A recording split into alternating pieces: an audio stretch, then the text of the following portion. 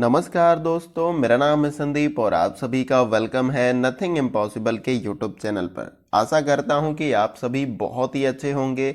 जिस किसी भी एग्जाम की आप तैयारी कर रहे हैं वो भी बहुत ही अच्छे तरीके से चल रही होगी। तो फ्रेंड्स, आज के इस वीडियो में हम लोग यूजीसी नेट फर्स्ट पेपर में टीचिंग एप्टीट्यूड से, जिसको हिंदी में शिक्षण अभिवृत्ति भी कहा जाता है, आज के इस वीडियो में 30 महत्वपूर्ण प्रश्नों के प्रैक्टिस सेट को कवर करेंगे और ये हमारा पार्ट 3 है। इससे पहले 2 पार्ट हमने ऑलरेडी अपलोड कर रखे हैं चैनल पर।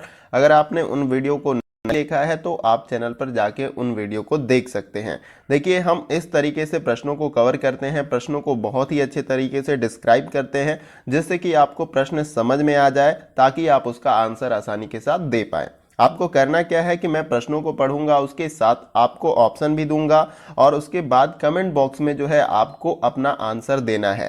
और लगे कि वीडियो फास्ट चल रही है तो आप वीडियो को पॉज करें, इत्मीनान से अच्छे से प्रश्नों को पढ़ें, फिर उसके बाद से जाके आप अपना जवाब दें। तो फ्रेंड्स, चलिए वीडियो को स्टार्ट करते हैं और क्वेश्चन नंबर 1 को देखते हैं।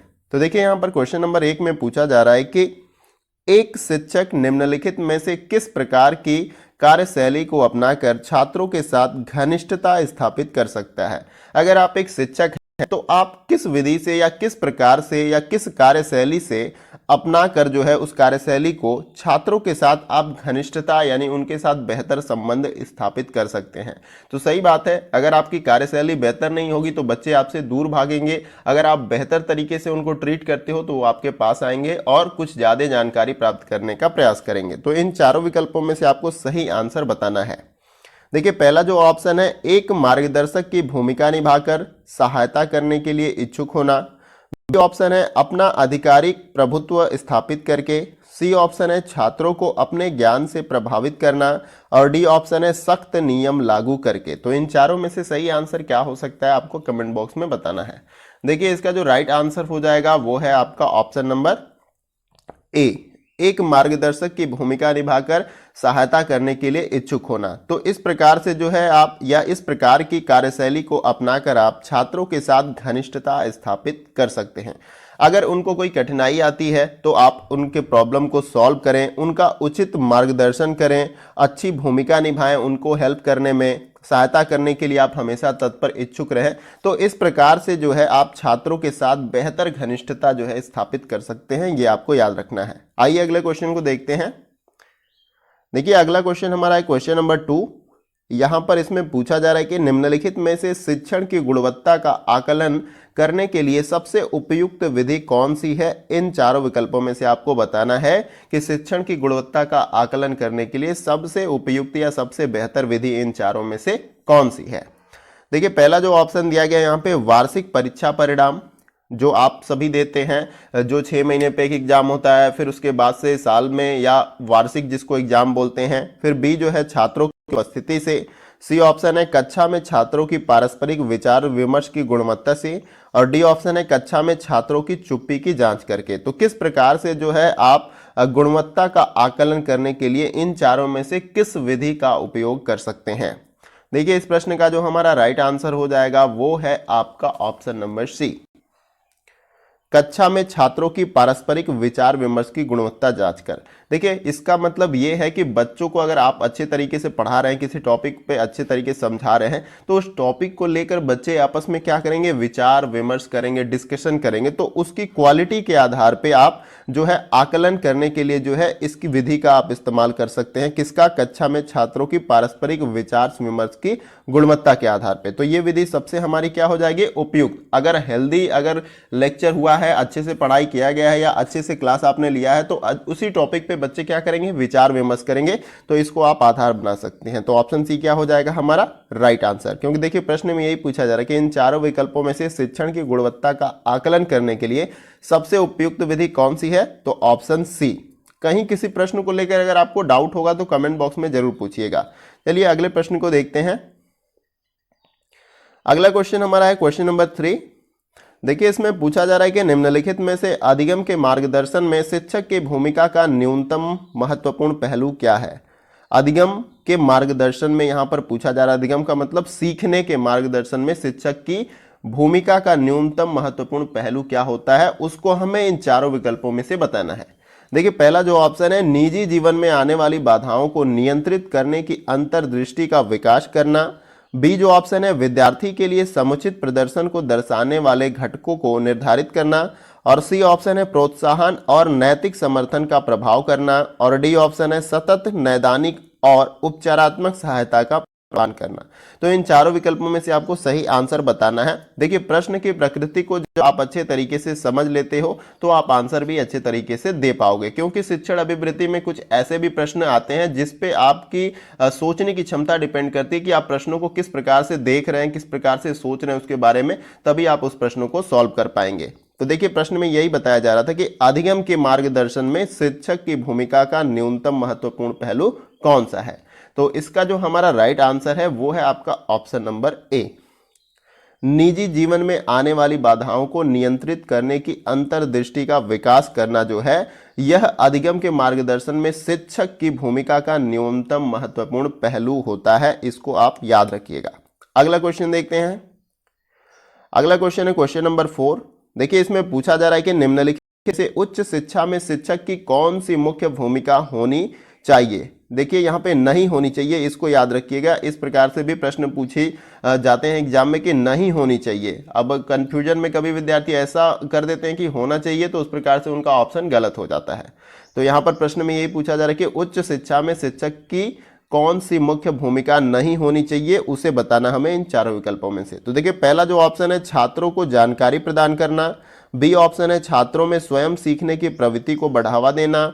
और सी ऑप्शन है, छात्रों के बीच स्वास्थ्य प्रतिस्पर्धा को प्रोत्साहित करना। और डी ऑप्शन है, छात्रों को अपनी निजी समस्याएं हल करने में सहायता करना। तो इन चारों विकल्पों में से सही आंसर क्या हो सकता है? प्रश्न में यही पूछा जा रहा है कि उच्च शिक्षा में शिक्षक की कौन सी मुख्य भूमिका नहीं होनी चाहिए, यानी कि अगर शिक्षण चल रहा है तो उस क्षेत्र में शिक्षक की भूमिका कौन सी नहीं होनी चाहिए, उसे हमें बताना है। तो इसका जो राइट आंसर हमारा हो जाएगा वो है आपका ऑप्शन नंबर डी, छात्रों को अपनी निजी समस्या हल करने में सहायता करना जो है, इस भूमिका को जो है शिक्षक अदा नहीं कर सकता। यहाँ पर ये ऑप्शन हमारा परफेक्ट हो जाएगा इन चारों विकल्पों में से। यहाँ पे आपको ऑप्शन डी क्या करना है, राइट लगा लेना है। अगला क्वेश्चन देखते हैं। देखिए अगला क्वेश्चन है क्वेश्चन नंबर 5। इसमें पूछा जा रहा है निम्नलिखित गतिविधियों को कक्षा संचार को तार्किक क्रम में क्रमबद्ध कीजिए। यहाँ पे देखिए कक्षा संचार के संदर्भ में कुछ स्टेटमेंट्स दिए गए हैं और इनको क्या करना है, क्रमवार लगाना है। तो यहाँ पर देखिए चलिए हम इसको क्रमवार लगा लेते हैं। तो पहले जो आपका आएगा कक्षा संचार के तार्किक संदर्भ में, यहाँ पे वो आएगा पहला। दूसरा नंबर योजना की तैयारी है। क्लास में जाने से पहले क्या करते हैं हम, योजना की तैयारी, क्या पढ़ाना है, क्या टॉपिक पढ़ाना है, इसके संदर्भ में। दूसरा हमारा दूसरे नंबर पे कौन सा आएगा कथन, यहाँ पे वो आ जाएगा आपका ये तीसरा नंबर। यहाँ पे ये दूसरे नंबर पे आ जाएगा सामग्री की प्रस्तुति, यानी कि जो भी आपने कंटेंट या टॉपिक बनाया है, लिखा है, उसके बारे में उसकी प्रस्तुति आप करेंगे। फिर उसके बाद से तीसरे नंबर पे आपका आएगा यहाँ पर ये पहला वाला किए कार्य का विश्लेषण, ठीक है, करना। यहाँ पे जो भी आप कार्य कर रहे हैं शिक्षण के दौरान उनका विश्लेषण करना, जैसे कि आप सामग्री प्रस्तुत कर दिए तो उस टॉपिक को एक्सप्लेन करना, समझाना। और यहाँ पे चौथे नंबर पे आपका आ जाएगा चौथा वाला ऑप्शन। इस प्रकार से आप इसको क्रम में लगा सकते हैं, संशोधन और सुधार करना। अगर कोई समस्या उसमें होती हो तो संशोधन करना या सुधार करना, ये चौथे नंबर पर। तो ये सभी क्या है, कक्षा संचार को तार्किक क्रम में क्रमबद्ध तरीके से हमने लगाया। पहले नंबर पे योजना की तैयारी, दूसरे नंबर पे सामग्री की प्रस्तुति, और उसके बाद तीसरे नंबर पे जो है आपका किए कार्य का विश्लेषण करना, और चौथे नंबर पे संशोधन या सुधार करना। तो इस प्रकार से हमारा कौन सा ऑप्शन सही हो जाएगा, नीचे आप इसको बता सकते हैं। तो ऑप्शन बी हमारा राइट आंसर हो जाएगा, जिस प्रकार से हमने इसको क्रम में लगाया। तो देखिए इस प्रकार के भी प्रश्न बहुत सारे पूछे जाते हैं, तो केयरफुली जो है आप प्रश्नों को सॉल्व करें। आइए अगले क्वेश्चन को देखते हैं। अगला क्वेश्चन है क्वेश्चन नंबर 6। इसमें पूछा जा रहा है कि निम्नलिखित में से कौन सा कथन प्रभावी शिक्षण को इंगित नहीं करता है, इन चारों में से बताना है। कोई एक ऐसा कथन है जो प्रभावी शिक्षण का मतलब है कि बहुत ही ज़्यादा बच्चों पर इम्पैक्ट नहीं डाल रहा है वो शिक्षण, तो उसके बारे में आपको बताना है। तो पहला जो ऑप्शन है यहाँ पे, एक शिक्षक उत्साह के साथ सिखाता है। बी ऑप्शन है, एक शिक्षक अपने छात्रों में त्रुटि ढूंढता है। और सी ऑप्शन है, एक शिक्षक कक्षा नियंत्रण की बनिस्पत शिक्षण पर अधिक बल देता है। और उसके बाद से लास्ट वाला जो ऑप्शन है, एक शिक्षक कोर्स पूरा करने के बजाय विषय को समझाने में रुचि रखता है। तो आपको इन चारों विकल्पों में से सही आंसर बताना है। देखिए प्रश्न में ये पूछा जा रहा है कि इन चारों में से कौन सा ऐसा कथन है जो प्रभावी शिक्षण को इंगित नहीं करता है, उसे उसे ही हमें बताना है। तो इसका जो राइट आंसर हो जाएगा वो है आपका ऑप्शन नंबर बी। एक शिक्षक अपने छात्रों में त्रुटि ढूंढता है, यह जो है एक प्रभावी शिक्षण के तरफ जो है इंगित नहीं करता, इसलिए ऑप्शन बी हमारा क्या है, राइट आंसर। देखिए एक शिक्षक कभी भी अपने छात्र में त्रुटि नहीं ढूंढता, उसका हमेशा यही उद्देश्य होना चाहिए, बच्चा कैसा भी हो, कमजोर हो या अच्छा सीखता हो, उन सभी का विकास बेहतर करना, उन सभी को समझाना, उन सभी के जो भी विषय के ज्ञान को है बढ़ाना। ऐसा नहीं कि उनमें बार बार त्रुटि ढूंढ के उनको डेमोलाइज करना ताकि बच्चे अगले दिन से क्लास में आए ही ना। तो ये एक गलत उद्देश्य है, ये प्रभावी शिक्षण की तरफ इंगित नहीं करता है। तो ये वाला ऑप्शन हमारा राइट हो जाएगा। अगला क्वेश्चन देखते हैं। अगला क्वेश्चन है क्वेश्चन नंबर 7। देखिए इसमें पूछा जा रहा है कि यदि कुछ छात्र परीक्षा में असफल होते हैं तो निम्नलिखित में से इसको या किसी को भी त्रुटि माननी चाहिए, यानी किसको त्रुटि माननी चाहिए, इस प्रश्न में यही पूछा जा रहा है कि यदि कुछ छात्र परीक्षा में असफल होते हैं तो निम्नलिखित में से किसकी त्रुटि माननी चाहिए, इन चारों में से ये बताना है। प्रश्न थोड़ा सा टाइप में मिस्टेक हो गया है, तो यहाँ पर आप इस प्रकार से समझ सकते हैं कि यदि कुछ छात्र परीक्षा में असफल होते हैं या फेल होते हैं तो इन चारों में से कौन ऐसा व्यक्ति होगा जो उसकी जिम्मेदारी लेगा। देखिए पहला जो ऑप्शन यहाँ पर दिया गया है शिक्षक, बी ऑप्शन है प्रधानाध्यापक और सी ऑप्शन है स्वयं छात्र और डी ऑप्शन है इस बात का सामान्यीकरण नहीं किया जा सकता। तो इन चारों में से सही आंसर बताना है आपको कि यदि कुछ छात्र परीक्षा में फेल होते हैं तो उसकी जिम्मेदारी इन चारों में से कौन लेगा या असफल होने का कारण किसको माना जाएगा। तो इसका जो हमारा राइट आंसर हो जाएगा वो है आपका ऑप्शन नंबर डी। इस बात का सामान्यीकरण नहीं किया जा सकता। देखिए किस प्रकार से नहीं किया जा सकता, शिक्षक भी जो है इस सब मतलब बच्चे अगर असफल हो रहे हैं तो शिक्षक की भी त्रुटि नहीं हो सकती है, हो सकता है शिक्षक ने बेहतर पढ़ाया हो, बच्चे ने नहीं पढ़ा हो। फिर बी ऑप्शन है यहाँ पे प्रधानाचार्य क्लासरूम में जाके पढ़ाता नहीं है तो यहाँ यह भी जिम्मेदारी नहीं ले सकता असफल होने का कारण। और सी जो है स्वयं छात्र। तो इन तीनों में से कोई जो है इस जो त्रुटि हुई है असफल होने की, इसकी जिम्मेदारी नहीं ले सकता है। तो इसलिए हमारा चौथा नंबर का जो ऑप्शन है इस बात का सामान्यीकरण नहीं किया जा सकता, यानी कि इसको क्लियर नहीं किया जा सकता कि किसकी कमी से बच्चे फेल हुए हैं। तो यहाँ पे स्वयं छात्र की भी कमी हो सकती है या प्रधानाध्यापक की भी कमी कि टीचर पे दबाव नहीं है, टीचर क्लास नहीं ले रहा, अच्छे से पढ़ा नहीं रहा है, या तो शिक्षक की जिम्मेदारी भी हो सकता है कि उसने विषय के बारे में अच्छे से नहीं पढ़ाया हो। तो कोई भी कारण इन तीनों में से हो सकता है, लेकिन हम ये कंफर्म होकर नहीं कह सकते कि स्वयं छात्र की समस्या रही होगी या छात्र ने पढ़ाई नहीं की होगा, इसकी वजह से वो फेल हो गया। तो इस प्रकार से हमारा ऑप्शन डी राइट आंसर होगा। अगर परीक्षा में ये प्रश्न पूछा जाए तो आपको ऑप्शन डी ही लगाना है और कोई भी ऑप्शन नहीं लगाना है। अगला क्वेश्चन देखते हैं। अगला क्वेश्चन है क्वेश्चन नंबर 8। देखिए इसमें पूछा जा रहा है कि एक शिक्षक छात्रों का ध्यान आकर्षित करने में सक्षम नहीं है, ऐसी स्थिति में शिक्षक को कौन सा कदम उठाना चाहिए, इन चारों में से बताना है आपको। एक शिक्षक जो है छात्रों का ध्यान आकर्षित करने में सक्षम नहीं है, यानी कि अगर वो क्लासरूम में पढ़ाने जा रहा है तो बच्चे इंटरेस्ट के साथ अच्छे तरीके से क्लास अटेंड नहीं कर रहे हैं या जो कुछ भी वो बता रहे हैं वो समझने का प्रयास नहीं कर रहे हैं। तो ऐसी स्थिति में शिक्षक को कौन सा स्टेप लेना चाहिए, आपको कौन सा कदम उठाना चाहिए, आपको ये बताना है इन चारों में से। पहला देखिए ऑप्शन दिया गया अपने शिक्षण विधि का मूल्यांकन करें और उसमें आवश्यकता अनुसार सुधार करें, और बी ऑप्शन है पद से इस्तीफा देना चाहिए, और सी ऑप्शन दिया गया है अपने विद्यार्थियों की त्रुटि ढूंढनी चाहिए, और डी ऑप्शन है आज्ञापूर्वक ध्यान देने के लिए कहना। तो इन चारों में से आपको सही आंसर बताना है। तो इसका जो राइट आंसर हो जाएगा हमारा वो है आपका ऑप्शन नंबर ए, अपने शिक्षण विधि का मूल्यांकन करें और उसमें आवश्यकता अनुसार सुधार करें। तो देखिए सबसे बेहतर यहाँ पे ऑप्शन हमारा ऑप्शन ए है। प्रश्न में यही पूछा जा रहा है कि एक शिक्षक छात्रों का ध्यान आकर्षित नहीं करता, यानी उसकी क्लास में बच्चे अच्छे तरीके से इंटरेक्ट होकर क्लास को नहीं अटेंड करते, तो उस स्थिति में शिक्षक को कौन सा कदम उठाना चाहिए। तो अपने जो शिक्षण विधि है उसका मूल्यांकन करना चाहिए कि क्या मैं लेक्चर ही दिए जा रहा हूं और बच्चा समझ नहीं पा रहा है। तो हो सकता है कि आप मूल्यांकन जब करेंगे अपनी शिक्षण विधि का तो उसमें कुछ आप सुधार करेंगे और उसके बाद से आपकी क्लास इंटरेस्टिंग हो जाएगी। तो अगर कोई कमी है तो उसमें सुधार किया जा सकता है, चाहे शिक्षक हो, विद्यार्थी हो, कोई भी हो। तो सुधार सबसे बेस्ट ऑप्शन होता है। तो यहां पर ऑप्शन ए हमारा राइट आंसर हो जाएगा इस प्रश्न का। अगले क्वेश्चन को देखते हैं। देखिए अगला क्वेश्चन हमारा है क्वेश्चन नंबर 9। इसमें पूछा जा रहा है कि एक शिक्षक का प्राथमिक कार्य क्या होता है इन चारों में से। पहला ऑप्शन है निर्धारित पाठ्यक्रम को पढ़ाना, बी ऑप्शन है छात्रों का मार्गदर्शन करना और सीखने के लिए प्रेरित करना, और सी ऑप्शन है यहाँ पे नैदानिक और उपचारात्मक सहायता प्रदान करना, और डी ऑप्शन है बड़ों की आज्ञा मानने की प्रवृत्ति को विकसित करना। तो इन चारों में से आपको यह बताना है कि एक शिक्षक का प्राथमिक कार्य क्या हो सकता है इन चारों में से। तो इसका जो राइट आंसर हो जाएगा वो है आपका ऑप्शन नंबर बी, छात्रों का मार्गदर्शन करना और सीखने के लिए प्रेरित करना जो है एक शिक्षक का प्राथमिक कार्य होता है। आपको ये याद रखना है, छात्रों का उसको निरंतर मार्गदर्शन करना है और उन्हें सीखने के लिए हमेशा प्रेरित करना है। क्योंकि देखिए बच्चे नासमझ होते हैं लेकिन टीचर समझदार होते हैं, तो इसलिए शिक्षक का दायित्व होता है कि बच्चों को सीखने के लिए वो प्रेरित करे और कोई समस्या आए तो उनका उचित मार्गदर्शन भी करे। तो ऑप्शन बी क्या हमारा हो जाएगा राइट आंसर। अगला क्वेश्चन देखते हैं। देखिए अगला क्वेश्चन है क्वेश्चन नंबर 10। इसमें पूछा जा रहा है कि निम्नलिखित में से कौन सा कथन एक असफल शिक्षक व्यवहार के आयाम को चित्रित करता है, इन चारों में से बताना है। पहला जो ऑप्शन यहाँ पे दिया गया है छात्रों को सदैव प्रेरित करता है, बी ऑप्शन है अनुकूल और प्रगतिशील दृष्टिकोण, और सी ऑप्शन है छात्रों के प्रति उदासीन रवैया एवं पूर्ण रूप से दिनचर्या पर केंद्रित, डी ऑप्शन है समझ और सहानुभूति।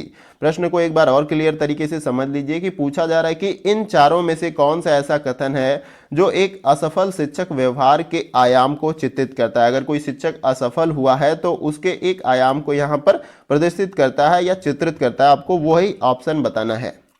तो इसका जो राइट आंसर हमारा हो जाएगा वो है आपका ऑप्शन नंबर सी, छात्रों के प्रति उदासीन रवैया एवं पूर्ण रूप से दिनचर्या पर केंद्रित। यानी कि छात्रों से अच्छा बिहेवियर नहीं है, ये भी कारण हो सकता है कि एक शिक्षक का जो है व्यवहार असफल हो सकता है, यानी असफल शिक्षक का व्यवहार के अंतर्गत इसको ले सकते हैं। और उसके साथ पूर्ण रूप से दिनचर्या पर केंद्रित रहना, यानी कि बच्चे लेट थोड़ा सा हो गए तो उनको क्लास से बाहर निकाल देना, जो टाइम टेबल उन्हें मिल गया है टीचर को उसी अकॉर्डिंग फॉलो करना, ऐसा नहीं कि उनमें थोड़ा सा एडजस्ट कर लेना। तो ये जो है कारण सबसे आपका परफेक्ट हो जाएगा इस प्रश्न के अकॉर्डिंग। प्रश्न में यही पूछा है कि कौन सा कथन जो है एक असफल शिक्षक व्यवहार के आयाम को चित्रित करता है। तो ये जो है आपका ऑप्शन सी सबसे राइट आंसर हो जाएगा। अगला क्वेश्चन देखते हैं। अगला क्वेश्चन है क्वेश्चन नंबर 11। देखिए इसमें पूछा जा रहा है कि निम्नलिखित में से कौन सा कथन एक अच्छे शिक्षक के संदर्भ में सही है, आपको ये बताना है। पहला जो ऑप्शन है कक्षा में पढ़ाए जाने वाले विषय का अवलोकन प्रदान करना चाहिए, बी ऑप्शन है अच्छा संचार कौशल होना चाहिए, और सी ऑप्शन है अपने विषय पर अच्छी पकड़ होनी चाहिए, और डी ऑप्शन है उपरोक्त में से सभी। तो आपको क्या बताना है यहाँ पे चारों विकल्पों में से कि कौन सा ऐसा कथन है जो एक अच्छे शिक्षक के संदर्भ में सही हो सकता है। तो इसका जो राइट आंसर होगा वो है आपका ऑप्शन नंबर डी, उपरोक्त में से सभी। पहला देखिए क्या बताया कि कक्षा में पढ़ाए जाने वाले विषय का अवलोकन प्रदान करना, यानी कक्षा को बहुत बेहतर तरीके से डील करना, और यहाँ पे बी ऑप्शन है अच्छा संचार कौशल होना चाहिए, यानी कि जो कुछ भी आप बता रहे हैं वो अच्छे तरीके से विद्यार्थी तक पहुंच पाए, आपकी भाषा स्पष्ट हो, जो शब्दों का आप चयन करते हैं समझाने के लिए वो भी क्लियर हो। तो अच्छा संचार कौशल रहेगा तभी जो है अपने इंफॉर्मेशन को आप विद्यार्थी तक पहुंचा पाओगे। सी जो ऑप्शन है अपने विषय पर अच्छी पकड़ होनी चाहिए। देखिए संचार कौशल तो ठीक है, लेकिन जो नॉलेज आप डिलीवर्ड करने वाले हो, जो नॉलेज आप एक्सप्रेस करके विद्यार्थी तक पहुंचाने वाले हो, उस नॉलेज का जो है पकड़ या उसकी समझ या उसका ज्ञान आपके पास बेहतर होना चाहिए। तो इस प्रकार से ऑप्शन डी हमारा क्या हो जाएगा राइट आंसर, यानी कि सभी ऑप्शन आपके सही हैं एक अच्छे शिक्षक के संदर्भ में। अगला क्वेश्चन देखते हैं। अगला क्वेश्चन है क्वेश्चन नंबर 12। देखिए इसमें पूछा जा रहा है कि निम्नलिखित में से एक नए शिक्षक के लिए कौन सा वांछनीय उत्तरदायित्व होता है, इन चारों विकल्पों में से आपको बताना है। पहला जो ऑप्शन है पाठ्यक्रम में बदलाव करना, यानी कि अगर आप एक नए शिक्षक है तो आप स्कूल में जब ज्वाइन करते हैं या कॉलेज में ज्वाइन करते हैं तो पाठ्यक्रम में परिवर्तन करना, ये ऑप्शन बताया जा रहा है। बी ऑप्शन है मतभेदों के होते हुए भी साथी शिक्षक के साथ सहयोग करना, सी ऑप्शन है संस्थान की कार्यप्रणाली का अनुसरण करना, और डी ऑप्शन है उपरोक्त में से कोई भी ऑप्शन आपका सही नहीं है। देखिए इस प्रश्न का जो हमारा राइट आंसर हो जाएगा वो है आपका ऑप्शन नंबर बी, मतभेद के होते हुए भी साथी शिक्षक के साथ सहयोग करना। प्रश्न में क्या पूछा गया है कि इन चारों विकल्पों में से कौन सा ऑप्शन ऐसा है जो एक नए शिक्षक के लिए वांछनीय उत्तरदायित्व है, यानी कि एक नया शिक्षक है तो जो स्टाफ है वहाँ के किस प्रकार से उसके साथ बिहेव करते हैं। तो अगर कोई मतभेद भी आपका होता है उनके साथ तो आपको क्या करना चाहिए, सहयोग करना चाहिए। क्या करना चाहिए, अपने साथी शिक्षक के साथ सहयोग करना चाहिए, यानी पढ़ाने के उसके कार्यक्रम में हेल्प करनी चाहिए, बच्चों को समझने में हेल्प करनी चाहिए। तो ये बी ऑप्शन हमारा राइट आंसर हो जाएगा इस प्रश्न के संदर्भ में। आप अगर शिक्षक होंगे तो बहुत बार आप कॉलेज में जाते होंगे, स्कूल्स में आप अगर पहली बार ज्वाइन करते हैं जाते हैं तो देखते हैं कुछ शिक्षक ऐसे होते हैं जो आपके साथ बिहेव अच्छा नहीं करते हैं। लेकिन उस स्थिति में शिक्षक को यह करना चाहिए कि जो नया हमारा साथी शिक्षक है उसका सहयोग करना चाहिए, उसकी मदद करनी चाहिए, और कैंपस में लोगों से अच्छे से इंटरेक्ट होना चाहिए, बच्चों से किस प्रकार से वो इंटरेक्ट हो सकते हैं, समझ सकते हैं बच्चों को, उनमें हेल्प करनी चाहिए। तो ज़्यादा से ज़्यादा हेल्प करनी चाहिए, यहाँ पर ये हमारा ऑप्शन राइट हो जाएगा। अगला क्वेश्चन देखते हैं। अगला क्वेश्चन हमारा क्वेश्चन नंबर 13। देखिए इसमें पूछा जा रहा है कि निम्नलिखित में से शिक्षक के लिए प्रारंभिक अवस्था में विफलता का मुख्य कारण किस क्षेत्र से संबंधित है, इन चारों में से बताना है। पहला जो ऑप्शन है पारस्परिक संबंध से, बी ऑप्शन है शाब्दिक क्षमता से, और सी ऑप्शन है शिक्षक का ज्ञान, और डी ऑप्शन है छात्रों के साथ कठोर व्यवहार। प्रश्न में क्या पूछा जा रहा है कि शिक्षक के लिए प्रारंभिक अवस्था में विफलता का मुख्य कारण किस क्षेत्र से संबंधित है। अगर प्रारंभिक अवस्था में शिक्षक विफल हो जाता है पढ़ाने में तो उसका मुख्य कारण किस क्षेत्र से संबंधित है, इन चारों में से आपको बताना है। देखिए इसका जो राइट आंसर हमारा हो जाएगा वो है आपका ऑप्शन नंबर सी, शिक्षक का ज्ञान। देखिए एक बार कमेंट आया था हमारे यहाँ पर, बच्चे ने कमेंट किया था कि सर नहीं, शिक्षक का ज्ञान नहीं, शिक्षक का जो कौशल होता है, पढ़ाने का स्किल होता है वो मैंडेटरी है, जरूरी है एक अच्छे शिक्षक या सफल शिक्षक बनने के लिए। तो देखिए सर ऐसा होता है कि अगर हमारे पास नॉलेज नहीं रहेगा तो हम उसको कैसे एक्सप्रेस करके आगे पहुँचाएंगे। शिक्षण कौशल जो है आप सीख सकते हैं, आप देखते हैं, आप बीटीसी करते हैं, डीएलएड करते हैं या बीएड करते हैं तो उसमें आपको शिक्षण का एक यूनिट दिया जाता है जिसमें आप शिक्षण के संदर्भ में बहुत कुछ जानकारी प्राप्त करते हैं, समझते हैं कि बच्चों को कैसे समझते हैं, बच्चों को कैसे पढ़ाते हैं, तो उसको आप सीख सकते हैं मेहनत करके। ज्ञान को आपको कलेक्ट करना पड़ेगा, इसके लिए समय लगता है आप अपने विषय की महारत होने में। तो शिक्षक का ज्ञान होना बहुत ही आवश्यक है, अगर ज्ञान नहीं रहेगा तो वो असफल निश्चित रूप से हो जाएगा। तो यहाँ पर सी ऑप्शन आपका राइट है, शिक्षण कौशल भी मैंडेटरी है लेकिन ये सेकंड स्टेप पे आप इसको ले सकते हैं, सेकंड नंबर पे। तो पहले शिक्षक को ज्ञान होना चाहिए, उसके बाद शिक्षण के जो कौशल होते हैं कैसे उसको पढ़ाना है वो आना चाहिए। तो यहाँ पर ऑप्शन सी हमारा क्वेश्चन नंबर 13 का या 13 का सही हो जाएगा। अगला क्वेश्चन देखते हैं। देखिए अगर कोई भी डाउट हो, जैसे उसमें कमेंट बॉक्स में एक विद्यार्थी ने जो है कमेंट किया, उसको कोई डाउट था, तो उसी प्रकार से आपको भी अगर कोई डाउट होता है क्वेश्चन को लेके या किसी और टॉपिक से आपके एग्जाम से, तो आप क्वेश्चन कर सकते हैं।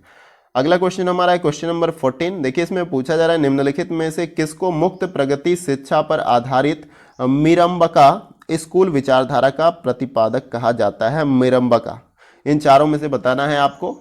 देखिए इसमें पहला जो ऑप्शन है मोहनदास करमचंद्र गांधी, बी ऑप्शन है स्वामी विवेकानंद, और यहाँ पे सी ऑप्शन दिया गया जॉन डीवी, और डी ऑप्शन है श्री अरविंदो। तो इन चारों विकल्पों में से आपको बताना है कि किसको मुक्त प्रगति शिक्षा पर आधारित मिरम्बका स्कूल विचारधारा का प्रतिपादक माना जाता है। इंपॉर्टेंट क्वेश्चन है।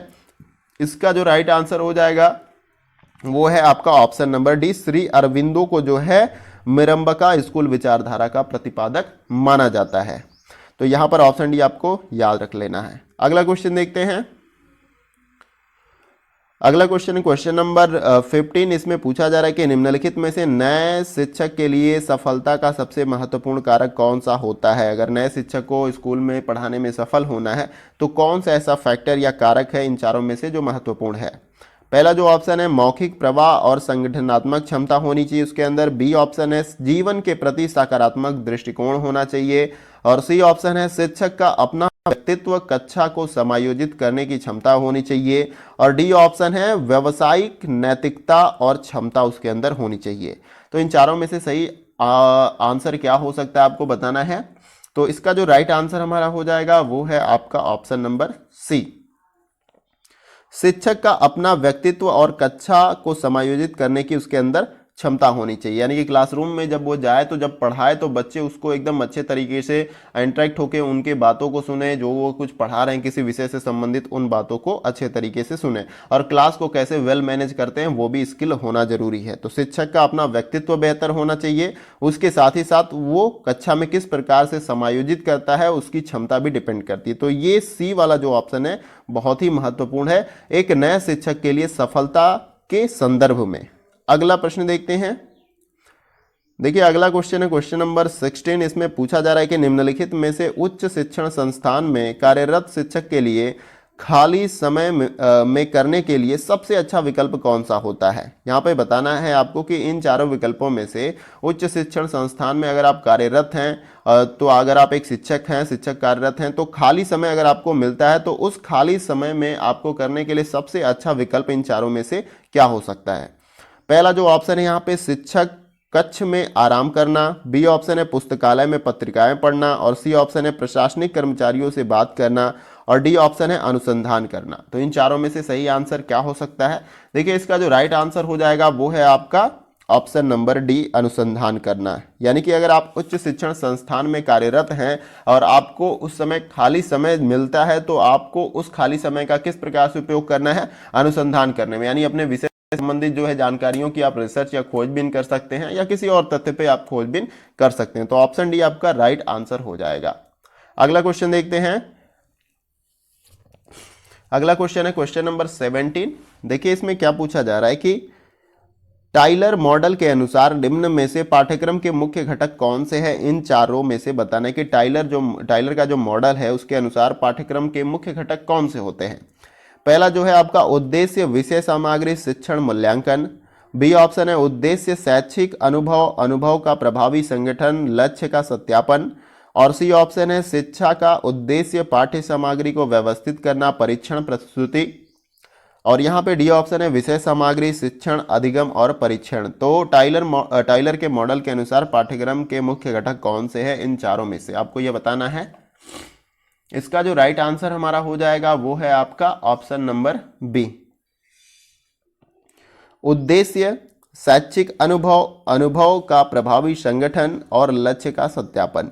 तो ये जो है सबसे महत्वपूर्ण है टाइलर मॉडल के अनुसार पाठ्यक्रम के मुख्य घटक के संदर्भ में। तो पहले उद्देश्य होना चाहिए, फिर उसके बाद से शैक्षिक अनुभव, उसके बाद से अनुभव का प्रभावी संगठन और लक्ष्य का सत्यापन।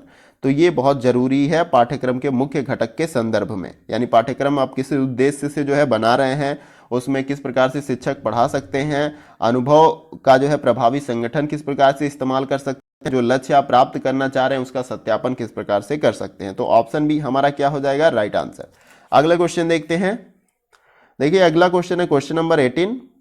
इसमें पूछा जा रहा है कि अनुभवी शिक्षकों को एक विषय पर विस्तृत योजना तैयार करने की आवश्यकता नहीं होती है, क्यों, यहाँ पे बताना है आपको। पहला जो ऑप्शन है यहाँ पर वे इसकी सहायता के बिना ही अधिक प्रभावी ढंग से सिखा सकते हैं, बी ऑप्शन है कक्षा में सिर्फ कुछ ही जिज्ञासु छात्र होते हैं, और सी ऑप्शन है शिक्षकों को छात्रों से इस प्रकार की चुनौतियों की संभावना कम ही होती है, और डी ऑप्शन है जैसे वे अनुभव से विशेषज्ञता प्राप्त कर लेते हैं इसका संक्षिप्त प्रारूप तैयार कर सकते हैं। प्रश्न को एक बार और अच्छे तरीके से आप समझ सकते हैं यहाँ पर कि अनुभवी शिक्षकों को एक विषय पर विस्तृत योजना तैयार करने की आवश्यकता नहीं होती है। इसका कारण क्या है, तो इन चारों में से यही आपको बताना है कि अगर आप अनुभवी शिक्षक हैं तो आपको पढ़ाने जाते हैं जब आप क्लासरूम में, तो कोई टॉपिक या कुछ इंपॉर्टेंट चीज़ें लिख के ले जाने की आवश्यकता नहीं है। इसका कारण क्या है कि उनको वो चीज़ करना नहीं पड़ता है, यानी कि जो है योजना नहीं बनानी पड़ती है कि क्या कुछ हमें पढ़ाना है। तो देखिए इसका मुख्य कारण जो है या इसका राइट आंसर यूं कह लें वो है आपका ऑप्शन नंबर डी, जैसे वे अनुभव से विशेषज्ञता प्राप्त कर लेते हैं। यानी कि किसी भी विषय को अगर आप 10 साल 15 साल या 20 साल पढ़ाते हैं लगातार, तो कहीं ना कहीं उन विषय से संबंधित जितने भी कॉन्सेप्ट होते हैं, थ्योरीज होते हैं, कॉन्सेप्ट होती हैं, वो आपके माइंड में बहुत अच्छे तरीके से क्लियर हो जाती हैं। तो इस प्रकार से भी आपको पाठ्य योजना बनाने की आवश्यकता नहीं होती है पढ़ाने से पहले। और उसके बाद यहाँ पर यह बताया जा रहा है कि वे इसका संक्षिप्त प्रारूप तैयार कर सकते हैं, यानी कि क्लासरूम में ही वो अच्छे तरीके से उसको स्टेप बाय स्टेप सारे टॉपिक को क्लियर कर सकते हैं विद्यार्थियों के द्वारा। ठीक है, विद्यार्थियों के मन में जितने भी डाउट होंगे उस विषय से संबंधित या उस टॉपिक से, उसको भी क्लियर करते हैं। तो इसका मुख्य कारण ये होता है कि उनका अनुभव 10 साल 15 साल उन्होंने इस विषय में दिया है और उस टॉपिक को पढ़ाते पढ़ाते उनके माइंड में वो सारे टॉपिक क्लियर हो गए हैं। तो ऑप्शन डी आपका राइट आंसर है इस प्रश्न का। अगला क्वेश्चन देखते हैं। अगला क्वेश्चन हमारा है क्वेश्चन नंबर 19।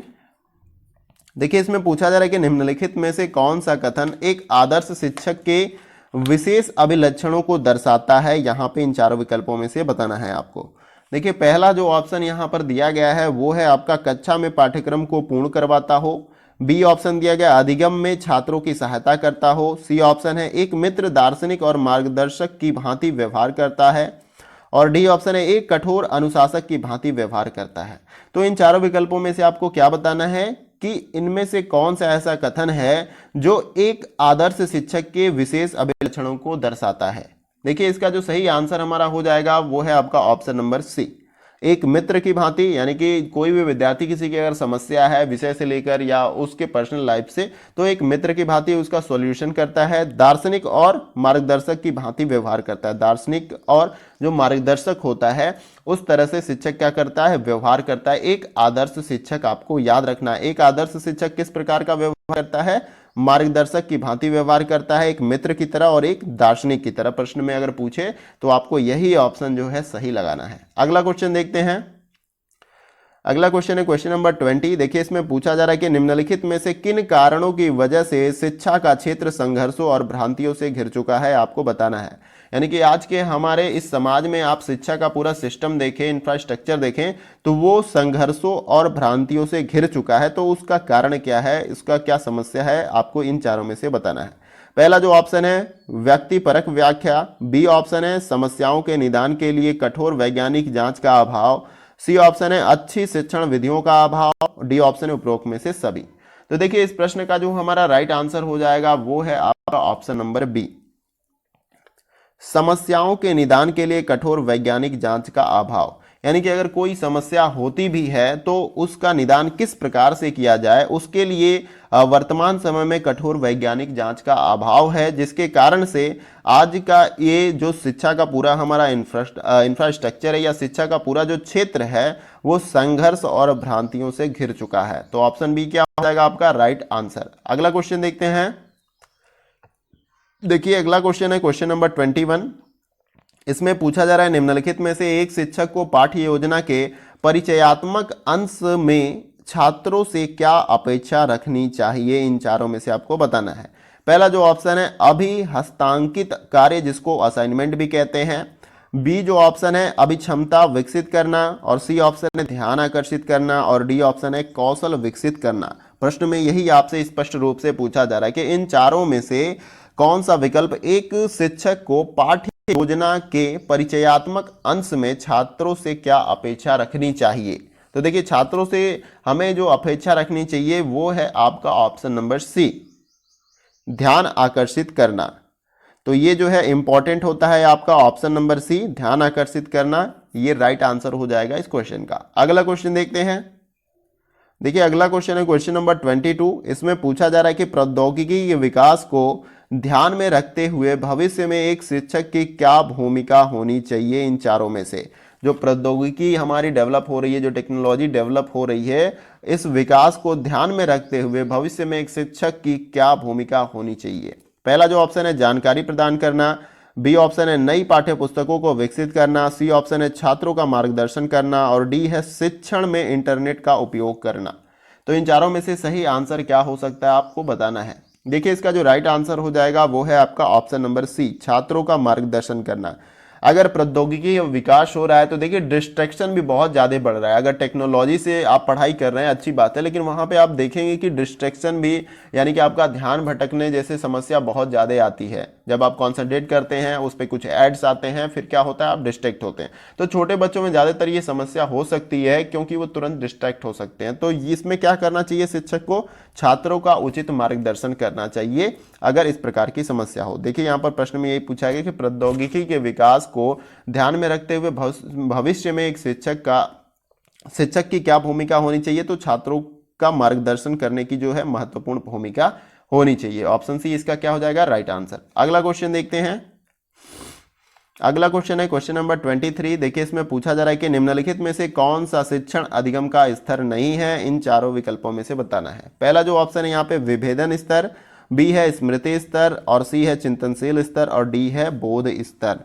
तो देखिए यहाँ पर सबसे जो हमारा राइट आंसर हो जाएगा, सबसे यहाँ पे अच्छा जो विकल्प है इस ऑप्शन का, वो हो जाएगा आपका ऑप्शन नंबर ए, विभेदन स्तर। देखिए यहाँ पर आपने सभी का नाम सुना है, स्मृति स्तर की पहले शिक्षा होती है, फिर उसके बाद जो होता है आपका बोध स्तर, और उसके बाद चिंतनशील स्तर का। ठीक है, तो ये तीनों का आपने नाम सुना है, लेकिन ये विभेदन स्तर का आपने नाम नहीं सुना होगा। इस प्रकार का कोई स्तर नहीं होता है शिक्षण का, इसलिए हमारा ये क्या हो जाएगा, आपका राइट आंसर, क्योंकि यहाँ पर यही पूछा जा रहा है कि कौन सा शिक्षण अधिगम का स्तर नहीं है, तो ऑप्शन ए। अगला क्वेश्चन देखते हैं।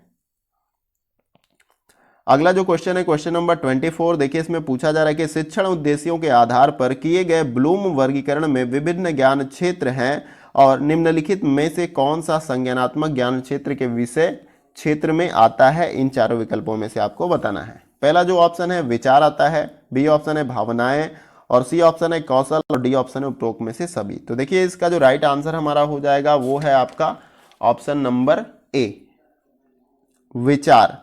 तो यहाँ पर जो ब्लूम का वर्गीकरण किया गया है शिक्षण उद्देश्यों का, उसमें विचार जो है ये नहीं आता है, बाकी भावनाएं, कौशल और यहाँ पे ये दोनों आता है, लेकिन विचार नहीं आता है संज्ञानात्मक ज्ञान क्षेत्र के अंतर्गत। तो यहाँ पर आपका option number A right answer हो जाएगा, क्योंकि विचार जो है इस वर्गीकरण के अंतर्गत नहीं आता है। तो आपको ये राइट आंसर लगाना है। अगला क्वेश्चन देखते हैं। अगला जो क्वेश्चन है क्वेश्चन नंबर 25। देखिए इसमें पूछा जा रहा है कि निम्नलिखित में से किस महापुरुष द्वारा एकीकृत शिक्षा की अवधारणा को प्रतिपादित किया गया है, इन चारों विकल्पों में से बताना है। देखिए पहला जो ऑप्शन है श्री अरबिंदो के द्वारा, बी ऑप्शन है महात्मा गांधी के द्वारा, या स्वामी विवेकानंद, या स्वामी दयानंद यहाँ पे है सी ऑप्शन, और चौथा है आपका स्वामी विवेकानंद। तो किस महापुरुष के द्वारा एकीकृत शिक्षा की अवधारणा को प्रतिपादित किया गया है, तो इसका जो राइट आंसर हो जाएगा वो है आपका option number A, Shri Aurobindo के द्वारा जो है एकीकृत शिक्षा की अवधारणा को प्रतिपादित किया गया है। तो आपको याद कर लेना है, अगर प्रश्न में पूछे कि एकीकृत शिक्षा की अवधारणा को किसने प्रतिपादित किया है, तो श्री अरविंदो महोदय ने इसको प्रतिपादित किया है, ये याद रखना है। अगला क्वेश्चन देखते हैं। अगला क्वेश्चन है क्वेश्चन नंबर 26। इसमें पूछा जा रहा है कि शिक्षा के स्तर को कैसे ऊपर उठाया जा सकता है, इसके बारे में जो है आपको आंसर देना है। पहला जो ऑप्शन है अच्छे शिक्षक की नियुक्ति से, बी ऑप्शन है स्कूल में भौतिक सुविधाएं उपलब्ध करवाकर, सी ऑप्शन है परीक्षा प्रणाली में सुधार करके, और डी ऑप्शन है स्कूलों में कंप्यूटर उपलब्ध करवाकर। तो इन चारों में से आपको बताना है कि शिक्षा के स्तर को कैसे ऊपर उठाया जा सकता है, इसमें से कौन सा ऑप्शन आपका राइट हो जाएगा।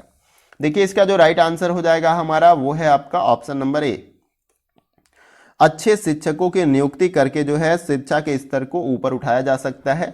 और कुछ भौतिक सुविधाएं कम भी रहेंगी तो चल जाएगा, लेकिन बेहतर शिक्षक रहेगा तो शिक्षा के स्तर को हम ऊपर उठा सकते हैं। अगला क्वेश्चन देखते हैं। अगला क्वेश्चन हमारा है क्वेश्चन नंबर 27। देखिए इसमें पूछा जा रहा है कि निम्नलिखित में से आज के शिक्षकों को कक्षा शिक्षण को प्रभावी ढंग से समायोजित करने के लिए किस कौशल की आवश्यकता होती है, उसके संदर्भ में कुछ स्टेटमेंट्स दिए गए हैं और हमें बताना है कि कौन से कौशल की आवश्यकता होती है। देखिए इसका जो हमें पहले करना है कि सारे कथन को फाइंड कर लेना है कि प्रभावी ढंग से समायोजित करने के लिए किस कौशल की आवश्यकता होती है। तो यहाँ पर देखिए सबसे पहले हमें आवश्यकता होती है यहाँ पे दूसरे नंबर का, यानी शिक्षण अधिगम में प्रौद्योगिकी का प्रयोग करें ज़्यादा से ज़्यादा। फिर उसके बाद से तीसरे नंबर का यहाँ पे आ जाएगा शिक्षार्थियों की आवश्यकताओं का ज्ञान, यानी शिक्षार्थियों को किस प्रकार की आवश्यकता होती है। उसके बाद से यहाँ पे लास्ट वाला जो कथन है शिक्षण सामग्री में दक्षता। तो इन तीनों का आवश्यक होना जरूरी है कौशल आवश्यकता के अनुसार। प्रश्न में यही पूछा गया कि आज के यानी वर्तमान परिवेश में शिक्षक को कक्षा शिक्षण को प्रभावी ढंग से समायोजित करने के लिए किस कौशल की आवश्यकता होनी चाहिए। तो शिक्षण अधिगम में प्रौद्योगिकी का प्रयोग उसको करना आना चाहिए, यानी टेक्नोलॉजी से अगर उसको डिजिटल बोर्ड पे पढ़ाना हो तो उसके बारे में नॉलेज हो। और उसके साथ साथ यहाँ पे तीसरा जो है शिक्षार्थियों की आवश्यकताओं का ज्ञान, यानी शिक्षार्थियों को क्या रिक्वायरमेंट है, क्या चाहिए। और यहाँ पे लास्ट वाला जो है शिक्षण सामग्री में दक्षता, यानी जो शिक्षण सामग्रियां हैं उनका किस प्रकार से उपयोग किया जाए उसका ज्ञान भी होना बहुत आवश्यक है। तो इस प्रकार से हमारा जो है ऑप्शन सी क्या हो जाएगा, राइट आंसर, जिस प्रकार से हमने ऊपर फाइंड किया है। तो इस प्रकार से इन प्रश्नों को सॉल्व कर सकते हैं। अगला क्वेश्चन देखते हैं। देखिए अगला क्वेश्चन हमारा है क्वेश्चन नंबर 28। इसमें पूछा जा रहा है कि एक शिक्षक का मूल कर्तव्य क्या है, इन चारों में से बताना है। पहला जो ऑप्शन है छात्रों के बौद्धिक स्तर को बढ़ाना, बी ऑप्शन है छात्रों के भौतिक स्तर में सुधार, और सी ऑप्शन है छात्रों की बहुमुखी विकास में सहायता करना, और डी ऑप्शन है छात्रों में मूल्य प्रणाली को आत्मसत्ता करवाना। तो इन चारों विकल्पों में से एक शिक्षक का मूल कर्तव्य क्या होना चाहिए? तो इसका जो राइट आंसर हो जाएगा वो है आपका ऑप्शन नंबर सी, छात्रों के बहुमुखी विकास में सहायता करना। बहुमुखी का मतलब चौतरफा कह लीजिए, अगर वो पढ़ने में अच्छा है तो पढ़ाई में उसको ध्यान देना चाहिए शिक्षक को, खेलकूद में अच्छा है तो खेलकूद में उसको गाइड करना चाहिए, मार्गदर्शन करना चाहिए, उसको कंप्यूटर नॉलेज के बारे में थोड़ी बहुत रुचि है तो उसमें गाइड करना, यानी कि चौतरफा यानी कि बहुमुखी, जिस दिशा में उसका विकास हो सकता है सभी दिशाओं में उसका विकास करना चाहिए और सही मार्गदर्शन के अकॉर्डिंग। तो यहाँ पर एक शिक्षक का मूल कर्तव्य होता है छात्रों के बहुमुखी विकास में सहायता करना। तो ऑप्शन सी हमारा राइट आंसर हो जाएगा। अगला क्वेश्चन देखते हैं। देखिए अगला जो क्वेश्चन है क्वेश्चन नंबर 29। इसमें पूछा जा रहा है कि निम्नलिखित में से कौन सी एक अच्छे शिक्षक की सबसे अधिक महत्वपूर्ण गुणवत्ता है, इन चारों में से बताना है। पहला जो ऑप्शन है समय पालन और सत्यवादिता, और बी ऑप्शन है सामग्री में श्रेष्ठता प्राप्त करना, और सी ऑप्शन है सामग्री में श्रेष्ठता और प्रतिक्रियाशील, डी ऑप्शन है सामग्री में श्रेष्ठता और सामाजिक वृत्ति का होना। इन चारों में से बताना है कि कौन सी एक अच्छे शिक्षक की सबसे अधिक महत्वपूर्ण गुणवत्ता होती है।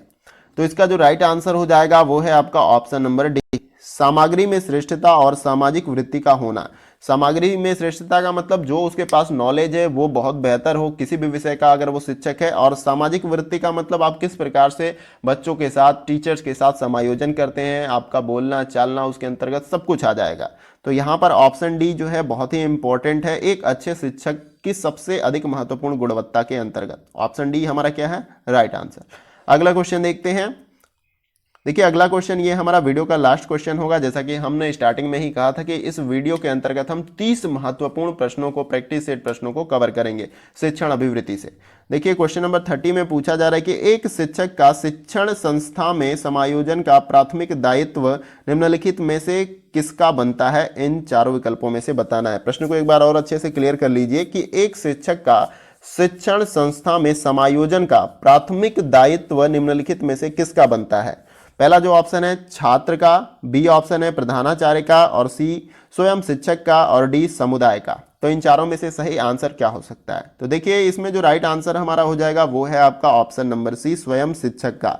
यहाँ प्रश्न में यही पूछा गया कि अगर आप एक शिक्षक हैं और किसी शिक्षण संस्थान में आप जा रहे हैं, आप नए हैं, तो समायोजन का जो प्राथमिक दायित्व होता है इन चारों में से किसका बनता है? तो स्वयं शिक्षक का बनता है, क्योंकि आपको बच्चों को जाकर पढ़ाना है। तो आप किस प्रकार से क्लास को मैनेज करते हैं, कैसे बच्चों को इंटरेक्ट करते हैं, कैसे स्टाफ के साथ बात करते हैं, कैसे अपने प्रधानाचार्य प्रिंसिपल के साथ बात करते हैं, तो ये सभी आपको करना है, यानी स्वयं शिक्षक ही ये करेगा समायोजन का कार्य। तो ऑप्शन सी हमारा क्या हो जाएगा, राइट आंसर।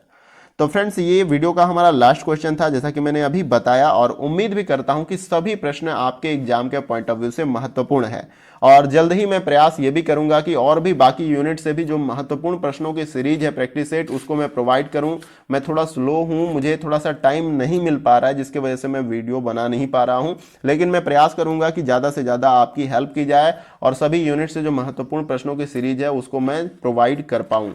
क्योंकि देखिए फ्रेंड्स होता ये है कि क्वेश्चन को टाइप करना और उसको वीडियो बनाना, फिर एडिट करना, फिर अपलोड करना एक लंबा प्रोसेस है, और भी कई अतिरिक्त मेरे कार्य हैं, तो जिसके वजह से थोड़ा टाइम नहीं मिल पाता है। लेकिन मैं प्रयास करूंगा कि आपके लिए पूरा से पूरा टाइम मैं निकालूं, और आज से मैं कोशिश करूंगा रेगुलर आपको एक वीडियो प्रोवाइड करूं। और मैं दूसरे यूनिट्स के भी वीडियो जल्दी ही अपलोड करूंगा, जैसे कि शोध अभिवृत्ति हो गया, पीपुल एंड इन्वायरमेंट वाला सेक्शन हो गया, उसके साथ उच्च शिक्षा वाला हो गया, कम्युनिकेशन हो गया। तो इससे भी वीडियो आपको जल्दी 1-2 दिन के अंदर देखने को मिलेंगी। और वीडियो में प्रश्नों की जो संख्या रहेगी वो 30 रहेगी। ठीक है, 30 बहुत क्वेश्चन होते हैं, क्योंकि एक यूनिट से आपसे 5 प्रश्न पूछे जाते हैं। तो यहाँ पे आपका 5 गुना क्वेश्चन मैं कराता हूँ एक वीडियो में।